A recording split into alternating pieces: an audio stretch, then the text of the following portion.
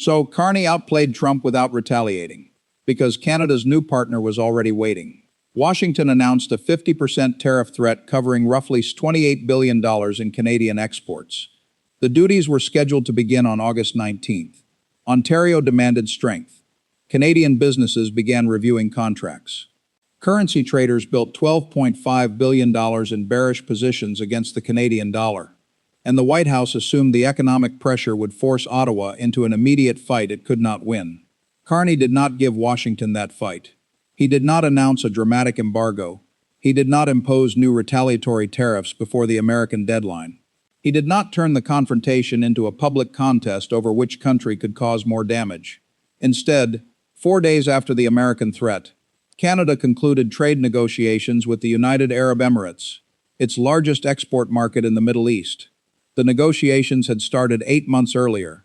The commercial relationship was already growing. UAE Capital was already examining Canadian energy, infrastructure, technology, and industrial opportunities. The partner Washington assumed Canada would have to search for was already at the table.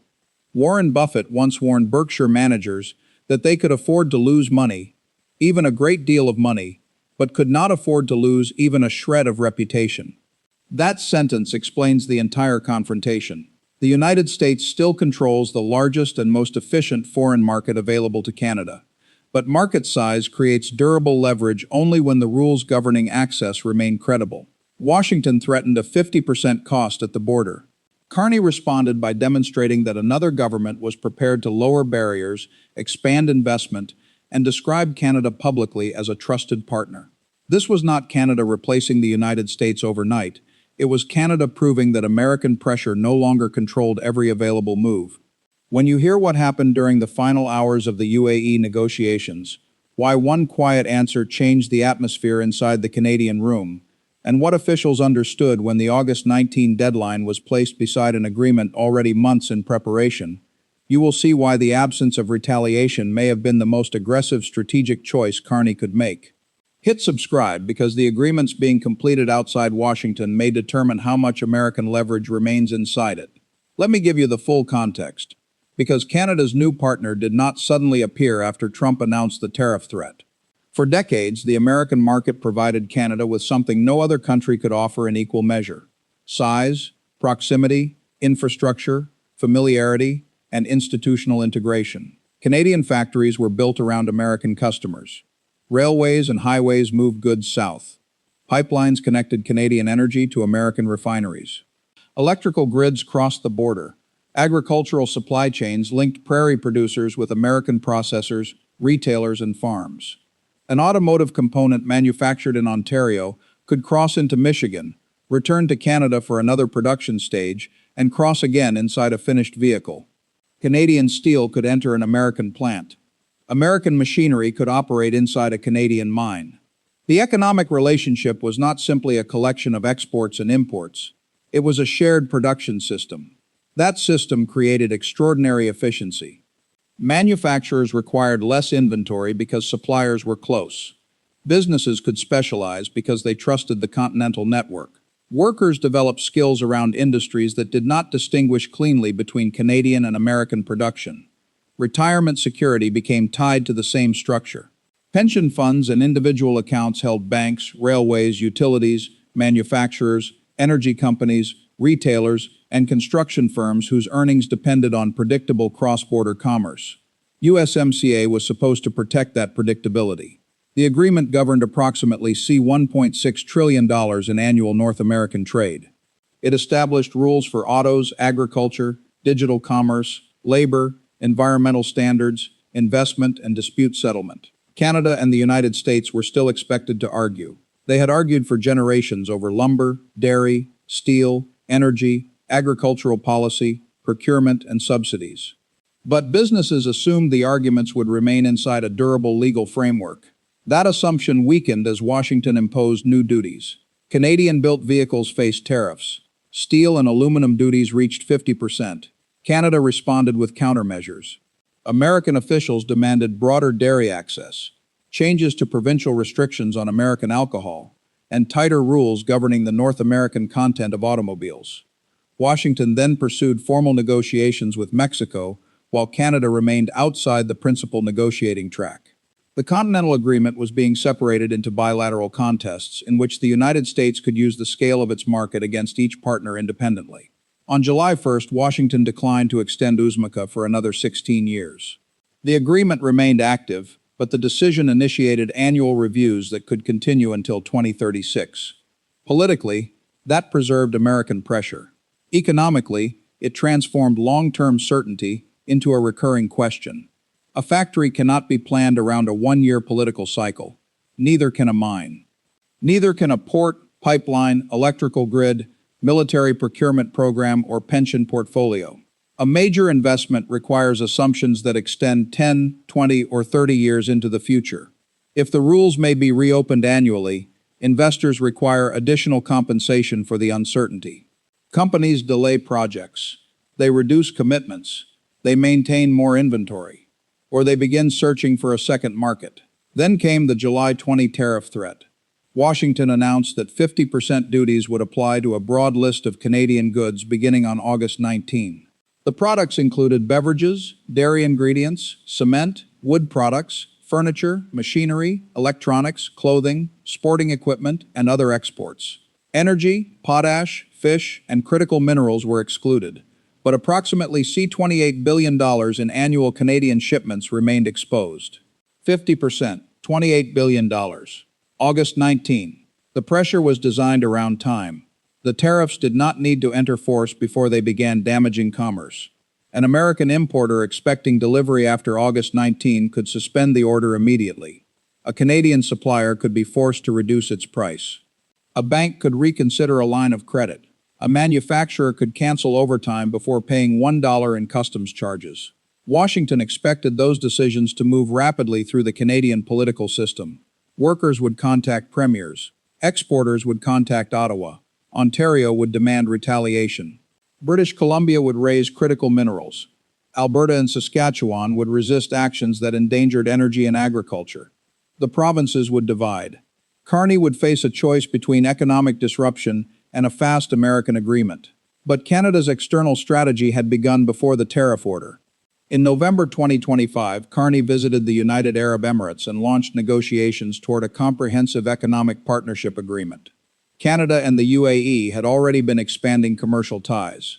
The Emirates had become Canada's largest export market in the Middle East. Two-way merchandise trade reached $3 in 2025. Canadian exports to the UAE had increased nearly 10% that year after rising 24% between 2023 and 2024. The numbers were small compared with the American relationship. That was not the only calculation.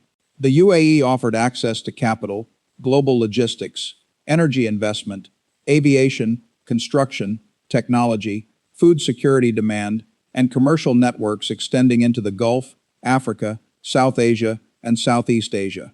Dubai and Abu Dhabi were not simply final destinations. They were commercial platforms. A Canadian engineering company entering the UAE could pursue infrastructure work across the region. An agri-food exporter could reach buyers concerned with long-term food security. An aerospace manufacturer could connect with global aviation networks. A clean technology firm could gain both a customer and an investor. Canada was not looking for one country capable of purchasing everything the United States bought. It was looking for partners capable of opening several doors at once. The government pursued the same logic elsewhere. Canada expanded European defense access through the SAFE framework. It developed the Port of Vancouver Gateway strategy, connecting Canadian producers with 170 countries. It strengthened relationships in the Philippines, Indonesia, Pakistan, India, Japan, South Korea, Australia, Saudi Arabia, Europe, and South America.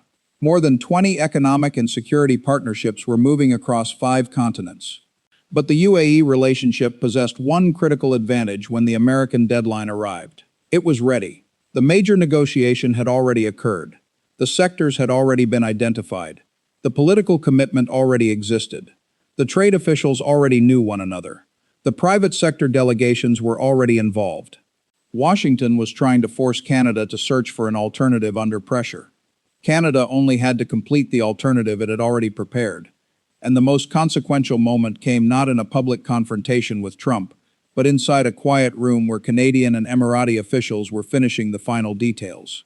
The following scene is a composite reconstruction based on the official timeline, public negotiating positions, reported commercial discussions, and the actions announced afterward. It is not a verbatim transcript of the private talks. The room was inside a Toronto conference facility several floors above the street. It was late in the afternoon on July 24. The Canadian and Emirati delegations sat across a long rectangular table. Small Canadian and UAE flags stood together near the center. Water glasses, translation headsets, legal folders, and marked copies of the draft agreement occupied almost every remaining space. The light from the windows had begun turning warmer as the sun moved west. There were no television cameras. There was no ceremonial signing platform. The agreement was not yet ready for signature. Legal review and ratification still had to follow, but the negotiation itself was approaching conclusion. On the Canadian side sat trade officials, legal advisors, sector specialists, and representatives familiar with agriculture, engineering, aerospace, machinery, services, investment, and clean technology. On the Emirati side sat officials responsible for trade, investment, logistics, and commercial expansion beyond oil. A draft text lay open before both lead negotiators. The document contained sections covering tariff reductions, market access, customs procedures, regulatory cooperation, services, investment, dispute provisions, and implementation. Beside the Canadian lead negotiator sat another folder. It was not part of the bilateral agreement. Its cover read United States Tariff Exposure. Inside were the numbers announced 4 days earlier. 50%, $28 billion. August 19. According to officials familiar with Canada's broader strategy, the American threat was not formally part of the UAE negotiation. The agreement had not been designed as retaliation. The talks had begun in November, long before the latest order. But everyone in the room understood the timing. The United States had given Canada 30 days to demonstrate whether it possessed another meaningful relationship. The UAE delegation was sitting across the table on day 4. The final negotiations moved through technical language. A customs provision required clarification. A market access schedule contained one unresolved line. A legal advisor questioned how a specific obligation would interact with future Canadian provincial regulations. The Emirati delegation requested wording that would ensure commercial decisions remained transparent and predictable. The Canadian side requested protection for legitimate domestic regulation. The conversation was methodical. No one raised a voice. No one referred publicly to Trump. The pressure was visible in smaller details. A Canadian official checked the time more frequently than necessary. An aide entered the room twice with updated notes. A telephone on a side table vibrated, was silenced, then vibrated again. According to sources familiar with Ottawa's position, several Canadian premiers were still debating whether immediate retaliation was required. Ontario wanted a stronger answer. Other provinces feared a premature escalation. Carney had publicly argued that Canada did not need to respond in advance. The sentence sounded restrained. Inside this room, restraint was buying the time required to finish the agreement. The negotiators reached the investment section. The UAE wanted Canada to remain open to major Emirati investment in energy, infrastructure, technology, and other strategic sectors. Canada wanted investment capable of supporting domestic jobs, production, and access to additional markets. The two positions were not contradictory. The Emirates needed reliable partners and opportunities to deploy capital beyond oil. Canada needed capital and customers that did not depend on Washington. The discussion moved to agri-food. The UAE imports much of what it consumes. Food security is not an abstract trade preference for the Emirates. It is a strategic requirement. Canada produces grain, pulses, meat, seafood, processed foods, and agricultural technology. The commercial fit was visible. Then aerospace. The UAE operates one of the world's most internationally connected aviation systems. Canada possesses aerospace manufacturing, simulation, maintenance, engineering, and technology capabilities. Then clean technology. Then machinery. Then professional services. Every sector added another reason the relationship could become larger than its existing $3.5 billion base. A Canadian advisor passed a note toward the lead negotiator. The note contained only 2 lines. Washington call pending. Premiers requesting update. The lead negotiator read it and placed it face down. The agreement was not being completed for a news cycle. It was being completed because Canada needed the relationship to survive several news cycles. The final unresolved issue involved the language governing future cooperation. The Emirati side wanted confidence that the agreement would not become dormant after the announcement. Canada wanted flexibility while legal review and ratification proceeded. The discussion slowed. One legal advisor spoke, another crossed out 3 words. A new sentence was drafted. The delegations read it in silence. 5 seconds, then 10, then 15. The room remained still. The Canadian official looked toward the UAE trade minister. The decisive question was quiet. Is your government prepared to conclude the negotiations on this basis? No one moved. The Emirati minister looked down at the revised text, then toward the advisors seated beside him. A brief exchange occurred in low voices. The answer came without ceremony. We are ready. Silence followed again. Not surprise. Wait. The Canadian delegation understood what the 2 words meant.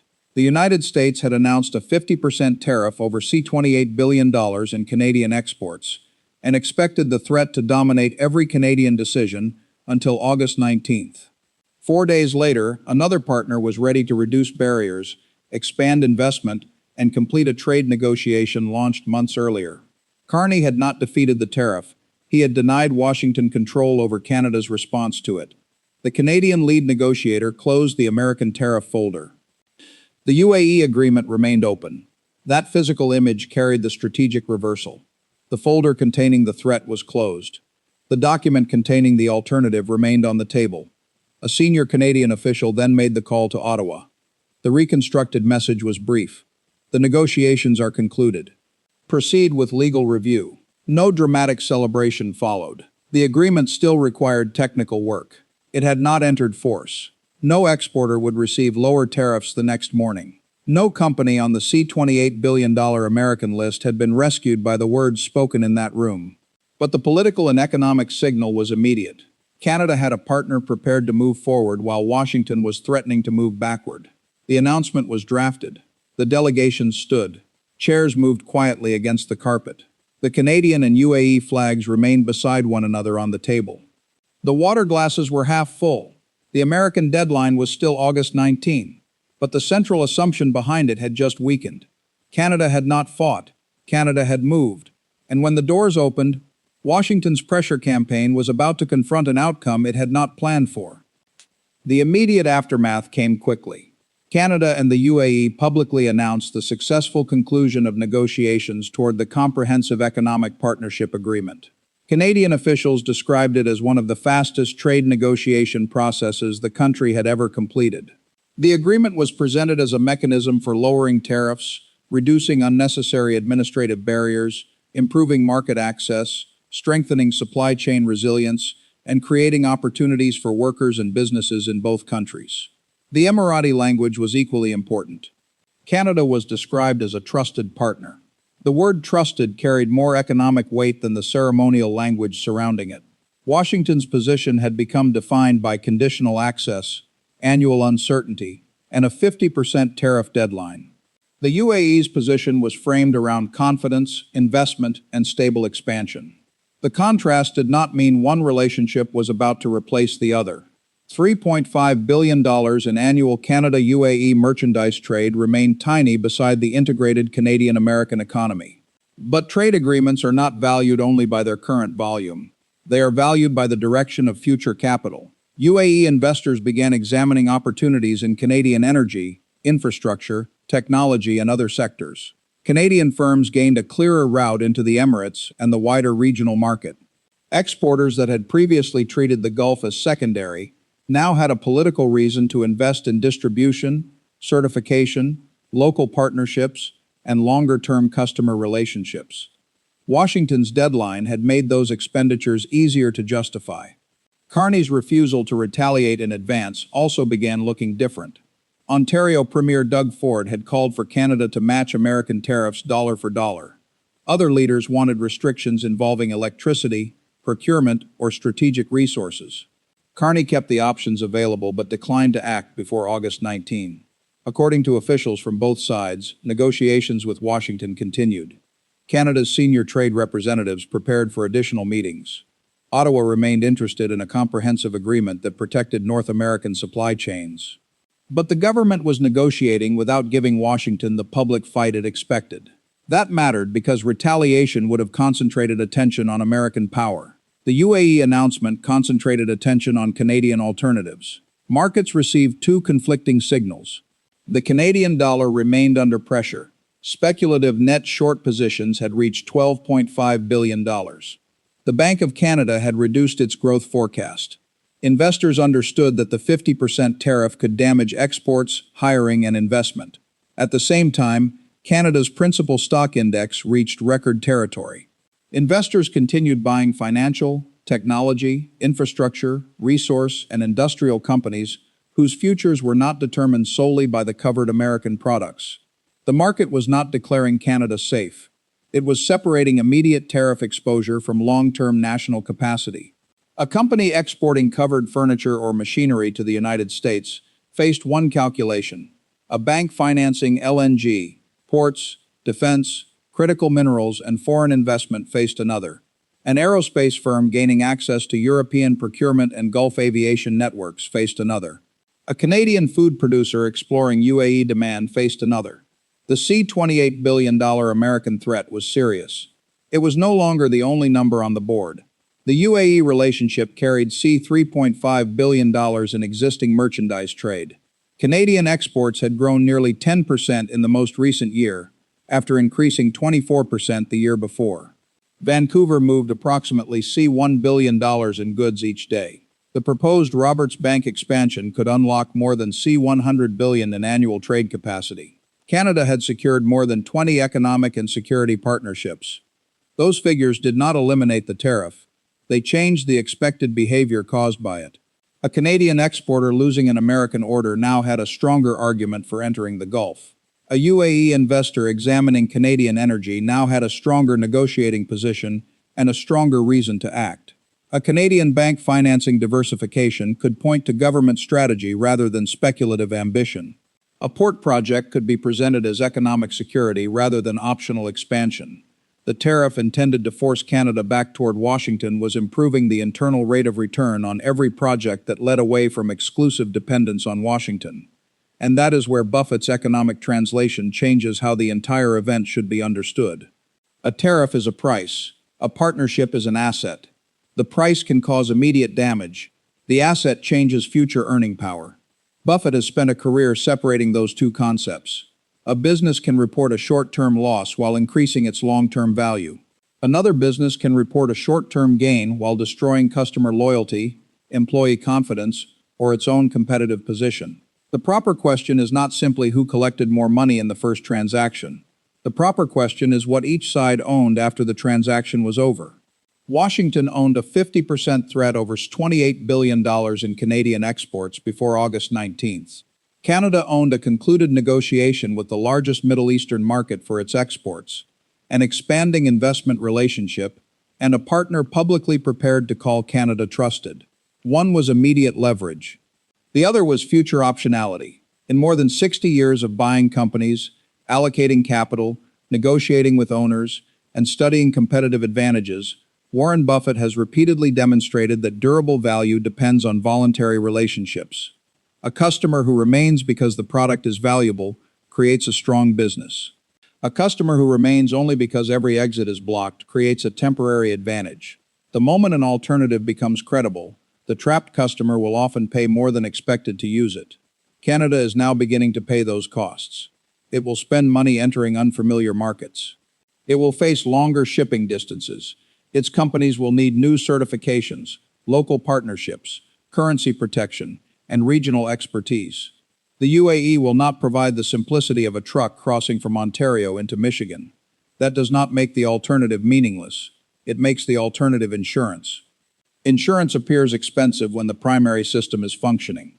It appears essential when the primary system can be interrupted by a political deadline. The American market's value to Canada rested on four elements: scale, proximity, efficiency, and trust. Scale remains. Proximity remains. Much of the efficiency remains. Trust is being repriced. That repricing makes every competing market more attractive than it appeared before. A Gulf customer that once looked too small now appears valuable because it diversifies revenue. A UAE investment that once looked supplementary now appears strategic because it diversifies capital. A shipping route through Vancouver that once looked longer now appears safer because Washington cannot close it. A European defense contract that once looked peripheral now appears important because it creates high-value industrial demand beyond North America. The tariff does not need to destroy U.S.-Canada trade to produce these changes. It only needs to make the next non-American investment more rational. Buffett's reputation warning becomes especially severe here.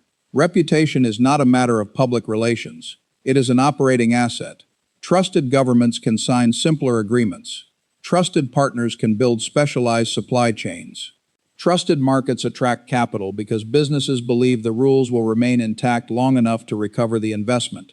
When trust weakens, every transaction becomes more expensive. Companies require additional legal protection. They maintain more inventory. They diversify suppliers. They hold more cash. They purchase political risk insurance. They build duplicate capacity. They demand a higher return before investing. Those costs do not appear in Washington's tariff revenue calculation. They appear inside the prices paid by American and Canadian families. A Canadian shipment worth $2 million could face a $1 million tariff under the 50% rate. The importer may formally pay the duty, but the burden can be distributed through higher consumer prices, lower supplier margins, delayed projects, weaker employment, and reduced corporate earnings. For older viewers, the political confrontation eventually reaches retirement security. Pension funds hold banks, manufacturers, railways, energy companies, utilities, construction firms, retailers, and technology businesses. Tariffs can weaken their earnings. Inflation can reduce the purchasing power of fixed income. Delayed investment can reduce future growth. Your 401k lost 3% in a single quarter because of this trade war. And according to me, it is only going to get more expensive from here. Now, before I continue, I want to quickly mention something that I think every American over 60 needs to see right now. Everything we have been covering, the tariffs, the inflation, and the impact on retirement savings, I have compiled into a complete guide called the Buffett Blueprint. It applies Warren Buffett's investment principles to the specific threat this trade war poses to your retirement. Your 401k, your Social Security, and your fixed income are all covered, along with a real protection plan you can start this week. The link is right below this video. It is called the Buffett Blueprint. Check it out.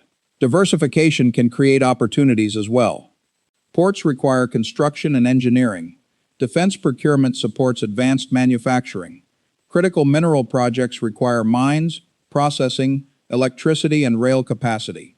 Gulf investment can support energy and infrastructure. New trade relationships can produce long-term contracts. No serious Buffett analysis would claim that every Canadian wins from the transition.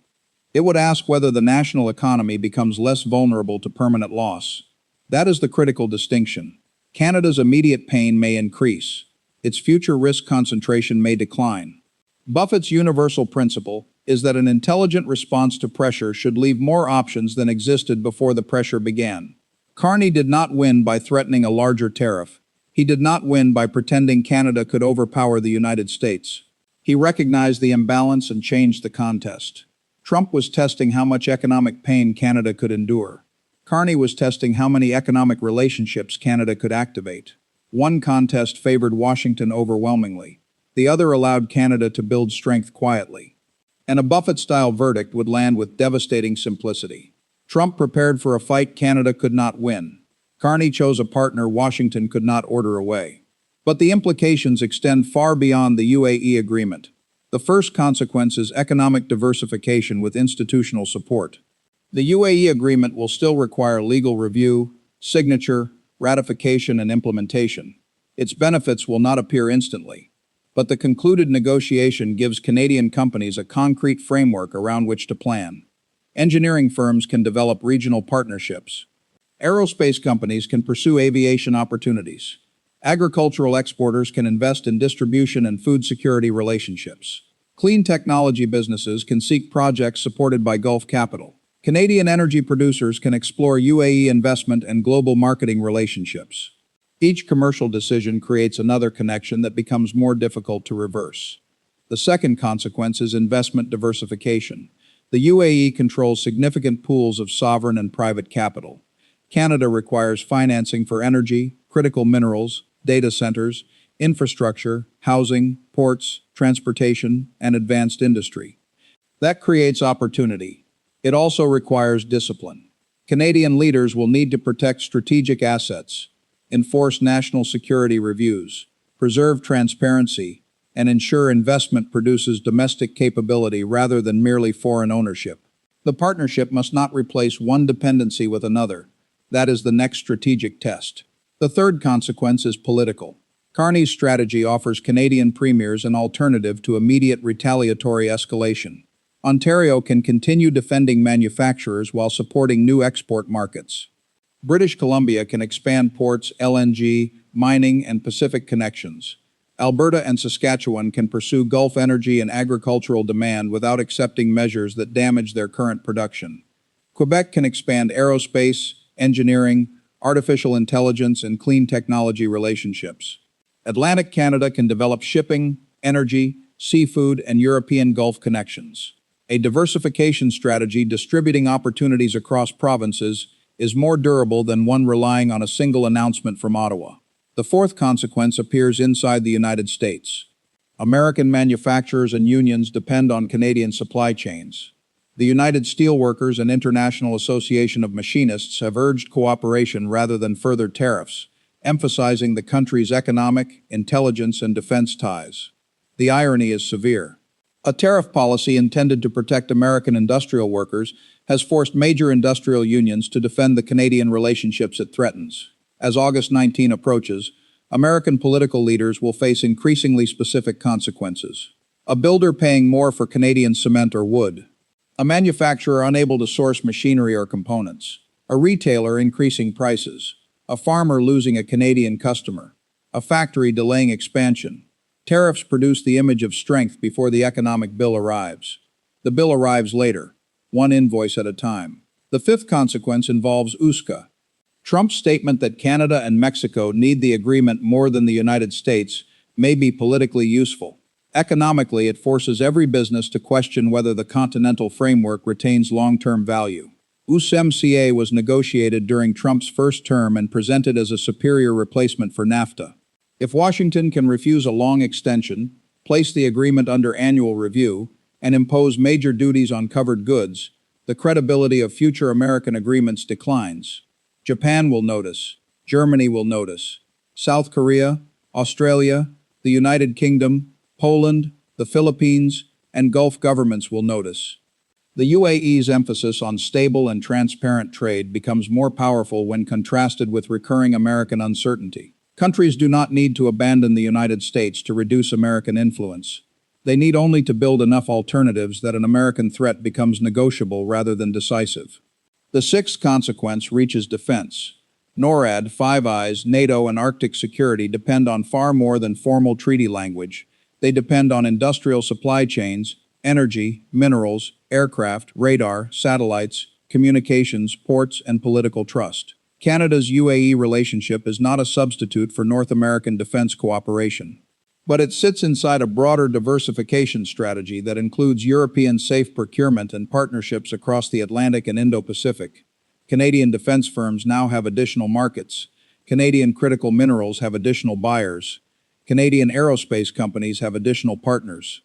The alliance with Washington can remain intact, while the industrial dependence beneath it becomes less exclusive. That matters in the Arctic. Canada and the United States must coordinate surveillance, infrastructure, and defense against expanding Russian capabilities and growing Chinese interest. Economic resentment cannot be allowed to weaken operational cooperation. But every trade threat makes it easier for Canadian officials to justify sourcing more technology, capital, and equipment from other allies. The formal defense relationship survives. The network supporting it changes. The seventh consequence benefits America's strategic competitors. China gains whenever Canada needs additional buyers, investors, manufacturing partners, or processing capacity. Russia gains whenever North American friction complicates Arctic planning or alliance confidence. Neither country needs Canada to abandon the Western system. They benefit from uncertainty, duplicated infrastructure, higher costs, delayed decisions, reduced trust. The policy intended to demonstrate American strength can therefore make the Western system more fragmented. The eighth consequence is compounding. Tariff pressure increases uncertainty. Uncertainty strengthens the political case for diversification. Diversification produces agreements. Agreements produce contracts. Contracts justify infrastructure. Infrastructure creates jobs and political constituencies. Those constituencies demand further diversification. Each step reduces the power of the next American threat. Washington may respond by increasing the pressure. That only strengthens the argument for accelerating the same process. The strategy begins working against itself. Ports do not unbuild. Foreign relationships do not disappear after legal review. Companies do not abandon new distribution systems after paying to establish them. Investors do not forget why political risk insurance became necessary. Trust does not return because one tariff is postponed. And the devastating irony becomes clear. Trump wanted to force Canada into a public fight that would demonstrate American economic dominance. Carney refused the fight and used the deadline to demonstrate Canadian diplomatic preparation. The policy designed to isolate Canada created the strongest possible advertisement for countries seeking a stable, resource-rich, technologically advanced partner with access to North America, Europe, and the Pacific. The policy designed to make Canada look weak gave the UAE a moment to describe Canada as trusted.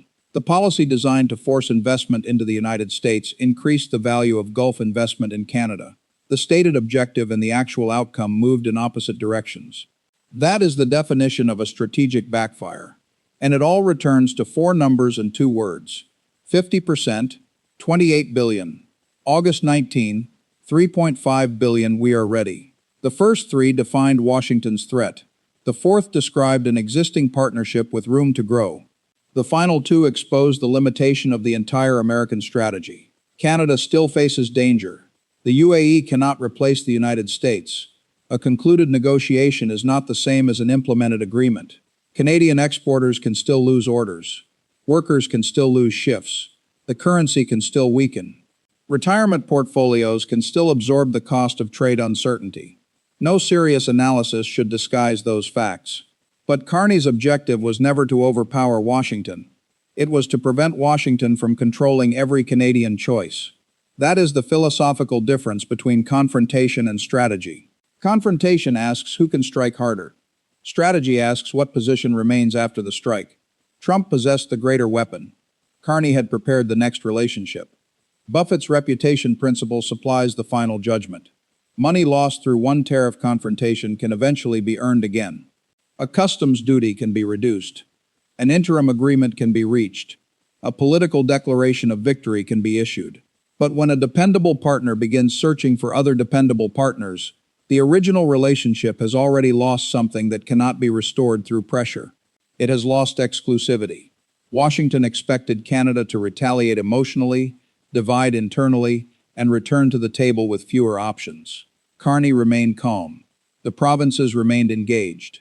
The negotiations continued, and another partner moved forward. The United States still matters more to Canada than any other individual market, but it now matters differently. It is no longer being treated as the only foundation on which Canada's future can safely be built. Trump prepared for a fight. Carney prepared an agreement. The tariff deadline is still approaching. The new partner was already waiting. Before you go, I mentioned it earlier, and I mean it. If this trade war has you even slightly worried about your retirement, the Buffett blueprint is the guide I put together for exactly this moment. Your 401k, your Social Security, and your fixed income, one plan, written in plain English, that you can start using this week. The link is right below this video and in the pinned comment. The Buffett Blueprint. Thank you for watching, and I'll see you in the next one.